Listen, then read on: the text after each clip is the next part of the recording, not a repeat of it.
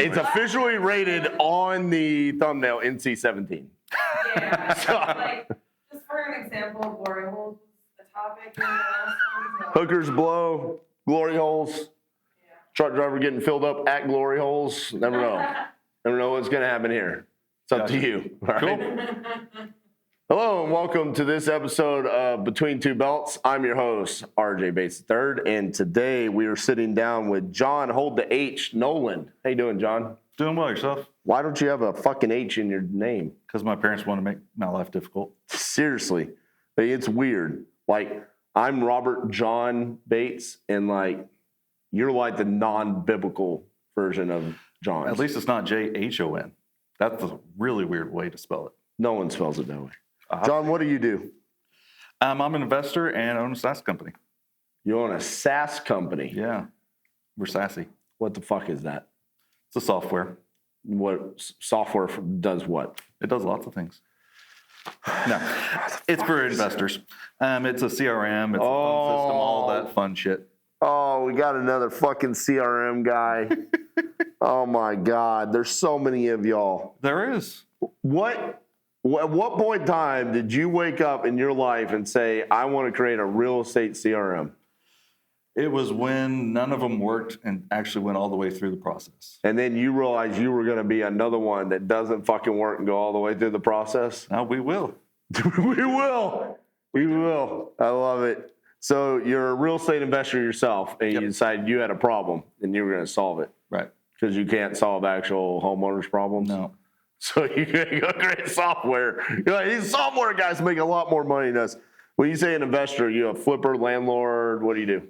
Mainly flip and hold. Do a little bit of wholesaling, but not a lot. So flip, buy, and hold. You're actually taking ownership of these properties, right? You got some crazy stories? I got plenty of crazy stories. First, before we get into crazy stories, what is that hat you're wearing? Oklahoma State. It's not Oklahoma State. Yeah. What? It's the old school logo. What the fuck? Bro, I am a college football like connoisseur. I have never seen that Oklahoma State logo. Yeah. It's the You know old why? logo. Because back then, no one gave a shit about Oklahoma State. Guess what? No one still doesn't give a shit about Oklahoma State. You like your coach? Say what? Do you like your football coach? You know, Gundy? there's times I like Gundy and there's times I don't. I'm a 40-year-old man. I'm 40. Come after me. I mean, that's like 17 years ago he said that. That means he's 57. Yep. He should recreate it like every year. Oh, that'd be hilarious. Right. I'm a man. I'm 57. You know? He should redo it. All right, let's get into crazy story. What's the craziest story? Craziest story, had police call our property manager. We have in-house property management and said, hey, can we get access to this property? Sure, why not? It's vacant. Well, we have reason to believe there's a body in the storm shelter. Ooh. Okay. She's like, all right, what, sure, I mean, whatever. How do you know? And he said, well, investigation led us here, but also from the smell, we're really sure there's a body in there. Oh. Sure enough, there was a body. Wait, so you own this, right? We own it. Long story on that, but short story is it's waiting to be rehabbed and it's just sitting there. This is recent. Oh, yeah, this was a month ago. Holy shit. Yeah. So the property was vacant. Yep. In Oklahoma, we have a lot of storm shelters. Right. Basements, we have a lot of storm shelters. And So they picked your storm shelter. yep, we check the properties, but we don't check storm shelters, evidently. Ooh, hold on. I need to talk to Amanda about this and make sure she didn't use your storm shelter. Get rid of that. We talked about this yesterday. Amanda Webster, just make sure she hasn't been to Oklahoma recently. All right, so they hid the body in your storm shelter. Yep. Or someone went down there in the storm shelter and died. Well, that's what we were thinking. Right. But then we, after they found it, got a little bit more info. And no, he was covered with a tarp of some kind. And Maybe he was cold. Had been there for 6 to 9 months. How long have you owned the property? About a year. Like I said, long story with this one. Oh, you're doing like the RJ style rehab where you like buy it and don't do anything with it for a year. There's a couple of those that end up. Don't worry about it. It's the appreciation play.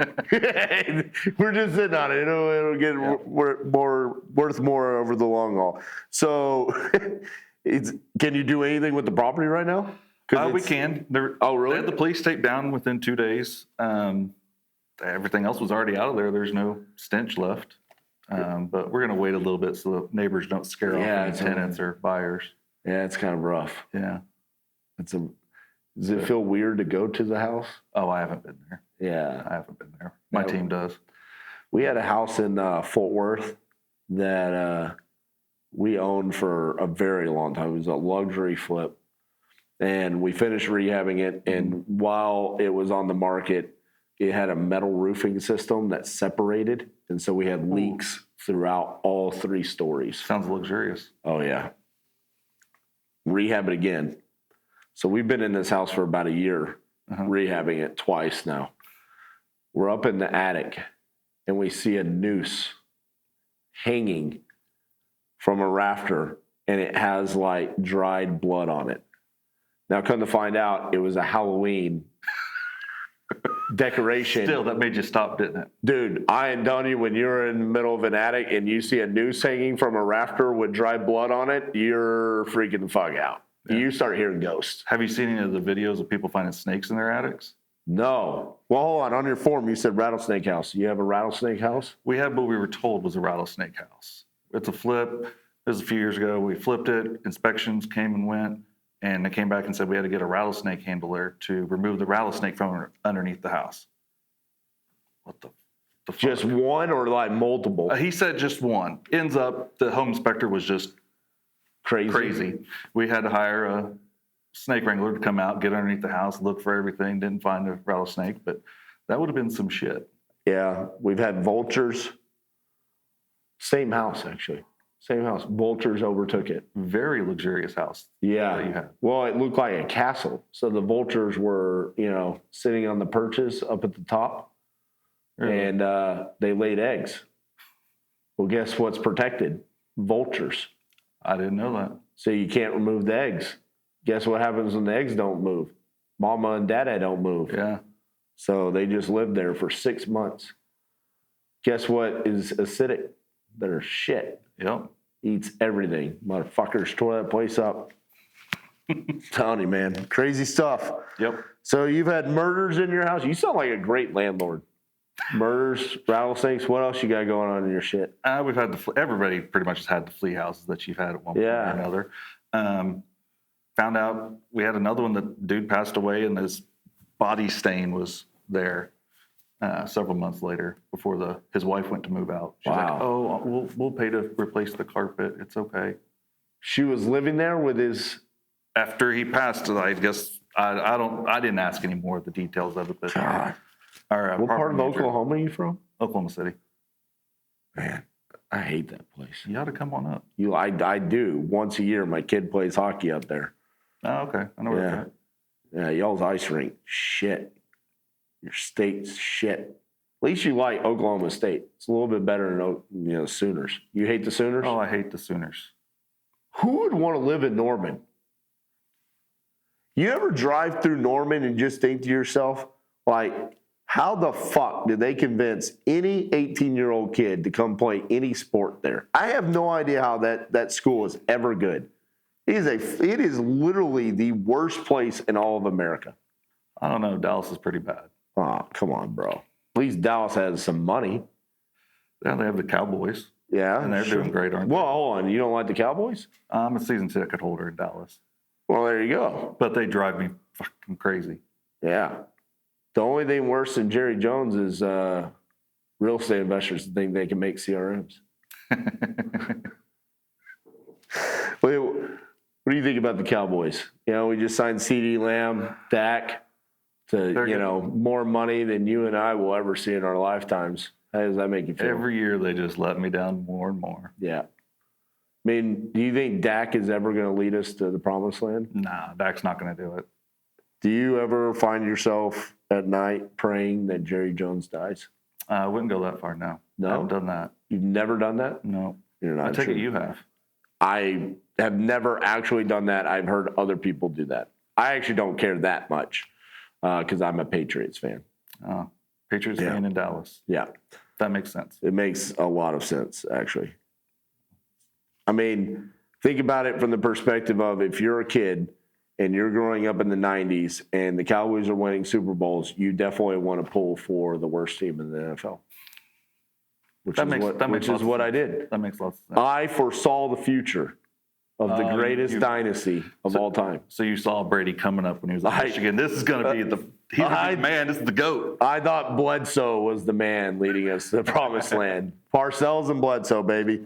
Oh, I thought that at one point too. Yes, you did. And then it was Romo. Yep. Have you heard the quotes about how Bledsoe really despises Romo? Yeah. He was like, hey, Brady, respectful.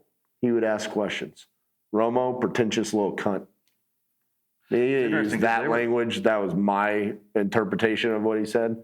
And also just from listening to him on CBS. Like, you like listening to Romo? I don't watch much football the last few years. The fuck? You're wearing a Cowboy or, sports. I go to Oklahoma State games. And your season ticket, but you don't watch that much? Not that You're much. very confusing, man. I know. No H in the John. I don't really know what the fuck you do. What's the name of your CRM? Pete. For Pistol Pete? Yep. That was where we came up with it. Our little nod. Okay. Dude, you just said I don't watch that much football. But NFL football is what I meant. Okay, so you're a big-time Oklahoma State. Yeah, I used to be a bigger NFL fan, but the kneeling just kind of... Oh, you're definitely voting Trump. No. Yes. Yeah, okay. Just... It's like, we're not on the same page here. Okay. But you're... Like awkward silence, though? Yeah. I love awkward silence. I know. Yeah. You watch my content?